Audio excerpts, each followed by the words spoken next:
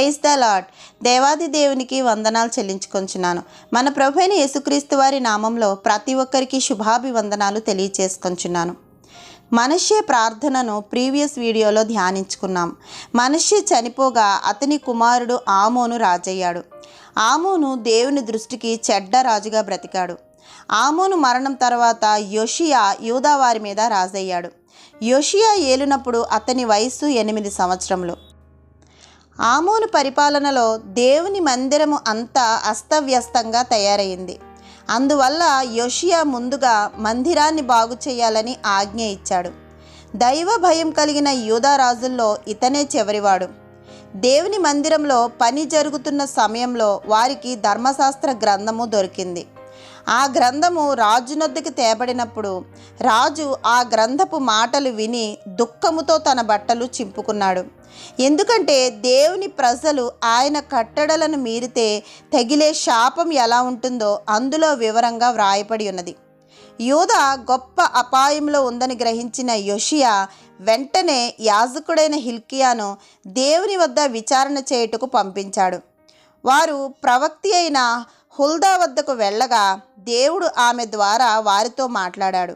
యూదా వారు భయంకరమైన విగ్రహారాధనలో మునిగిపోవడం వల్ల దేవుని కోపము పరాకాష్ఠకు చేరింది. అందువల్ల యూదాపై శాపాలన్నీ తప్పక వస్తాయని ఆమె చెప్పింది.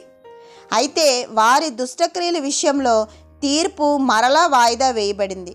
2వ రాజుల గ్రంథము 22వ అధ్యాయము 19-20 వచనాల్లో ఇశ్రాయేలీల దేవుడైన యెహోవా సెలవిచ్చినదేమనగా, ఈ స్థలము పాడగుననియు దాని కాపురస్తులు దూషణాస్పదులగుదురనియు నేను చెప్పిన మాటలను నీవు ఆలకించి మెత్తని మనసు కలిగి యెహోవా సన్నిధిని దీనత్వము ధరించి నీ బట్టలు చింపుకొని నా సన్నిధిని కన్నీళ్లు రాల్చితివి కనుక నీవు చేయు మనవిని నేను అంగీకరించి ఉన్నాను. నేను నిన్ను నీ పితరుల యొద్దకు చేర్చుదును. నీవు నెమ్మది నొందిన వాడవై సమాధికి చేర్చబడదువు. నేను ఈ స్థలమునకు రప్పింపబోవు కీడును నీవు కన్నులతో చూడనే చూడవు అని వ్రాయబడి ఉన్నది. దేవుని సన్నిధిలో యోషియా హృదయం అంగీకరించబడింది. ఎటువంటి హృదయాన్ని దేవుడు అంగీకరిస్తాడో ఇక్కడ స్పష్టంగా వ్రాయబడి ఉన్నది. దేవుడు చెప్తున్నాడు మెత్తని మనసు కలిగి అని. మెత్తని మనసు అంటే చాలా సింపుల్గా కఠినత్వము క్రూరత్వము లేని మనస్సు. దేవుడు ఒక వ్యక్తిని అంగీకరించాలంటే ముందుగా అతని హృదయాన్నే చూస్తాడు. హృదయంలో దేవునికి విరోధమైనవి కలిగి పైకి మాత్రం ప్రార్థన చేస్తే అట్టి ప్రార్థన అంగీకరించబడదు. దేవుడు అంగీకరించే హృదయం ఎలా ఉండాలో పరిశుద్ధ గ్రంథంలో చాలా చోట్ల వ్రాయబడి ఉన్నది.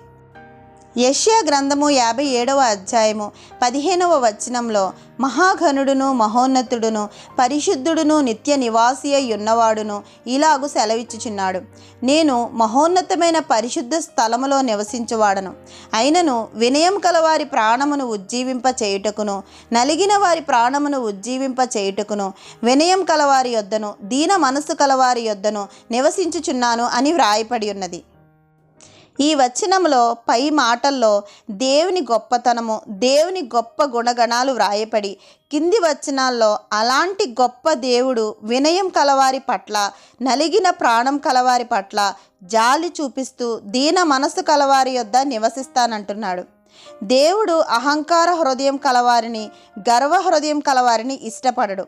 ఎవరైతే దీనత్వంతో తగ్గించుకున్న విధానముతో ఆయన వాక్కు పట్ల వినయం విధేయత చూపుతారో వారి ప్రార్థనను ఖచ్చితంగా అంగీకరిస్తాడు. 51వ కీర్తన 17వ వచనంలో విరిగిన మనస్సే దేవునికి ఇష్టమైన బలులు. దేవా, విరిగి నలిగిన హృదయంను నీవు అలక్ష్యం చేయువు అని వ్రాయబడి ఉన్నది. దేవుడు యోషియా యొక్క విరిగిన హృదయాన్ని చూశాడు. యోషియాకు దేవుని పట్ల భయభక్తులను బట్టి యూదా వారి మీదకి రావాల్సిన శిక్షను వాయిదా వేశాడు. యోషియా ప్రజలందరికీ ధర్మశాస్త్ర గ్రంథంలోని మాటలన్నిటినీ వినిపించాడు. ప్రజల ప్రతినిధిగా దేవునికి ప్రజలకు మధ్యన ఆ నిబంధనను యోషియా నూతనపరిచాడు. దేవుణ్ణి పూర్ణ హృదయముతో పూర్ణ ఆత్మతో వెంబడించాలని నూతనంగా తీర్మానం చేశాడు. ప్రజలు కూడా అటువలే చేస్తామని ప్రతిజ్ఞ చేశారు. యోషియా నిబంధనను నూతనపరచడం, దేవుని వాక్యానికి కట్టుబడి ఉండడం, యూదా చరిత్రలో చాలా విశిష్టమైన అంశాలుగా పరిగణించబడ్డాయి. తర్వాత కాలంలో ప్రజలు బబులోనుకు చెరగా వెళ్ళినప్పుడు ఇశ్రాయేలీల యొక్క నిరీక్షణను నిలకడగా ఉంచేది దేవుని వాక్యమే. యోషియా హిజ్కియా వలె ఉన్నత స్థలాలను పడగొట్టి విగ్రహాలన్నిటినీ ధ్వంసం చేశాడు. యోషియా ఏ విధంగా అన్య దేవతల విగ్రహాలను ధ్వంసం చేశాడో మనకి 2వ రాజుల గ్రంథము 23వ అధ్యాయం అంతా కనపడుతుంది. ఎలాంటి హృదయం కలిగి ఉంటే దేవుని కనికరాన్ని పొందుకోగలమో చూపించేందుకు యోషియా జీవితం ఒక ఉదాహరణ. కానీ యోషియా ఎన్ని ప్రయత్నాలు చేసినా జనుల హృదయాలు పరిపూర్ణంగా మార్చలేకపోయాడు. అందుకే యోధా వారి మీద శిక్ష పూర్తిగా రద్దు చేయబడలేదు. యోషియా కాలంలో జరగకుండా వాయిదా వేయబడింది. ప్రజల మనసులు మార్చలేకపోయినా వ్యక్తిగా మాత్రము దేవునికి నమ్మకంగా నడుచుకున్నాడు యోషియా.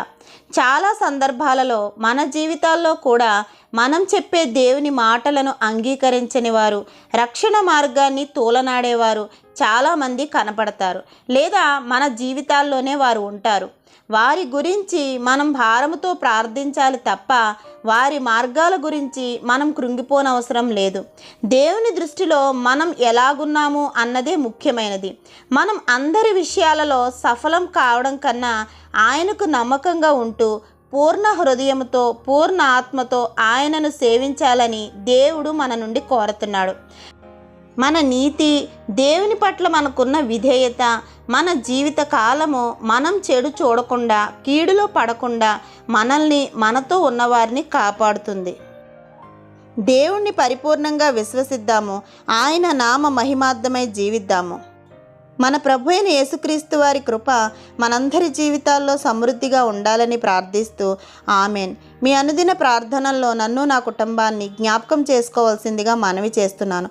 దేవుని మాటలు మీకు నచ్చితే లైక్ చేయండి, సబ్స్క్రైబ్ చేయండి. దేవుని మాటలను అనేకులకు షేర్ చేయండి. ఇంకా పరిశుద్ధ గ్రంథంలోని భక్తులు చేసిన ప్రార్థనలను, విజ్ఞాపనలను మనం ధ్యానం చేసుకోవడానికి కావలసిన దేవుని కృపా నడిపింపుల కొరకు మనందరము ప్రార్థిద్దాం. ఆమెన్.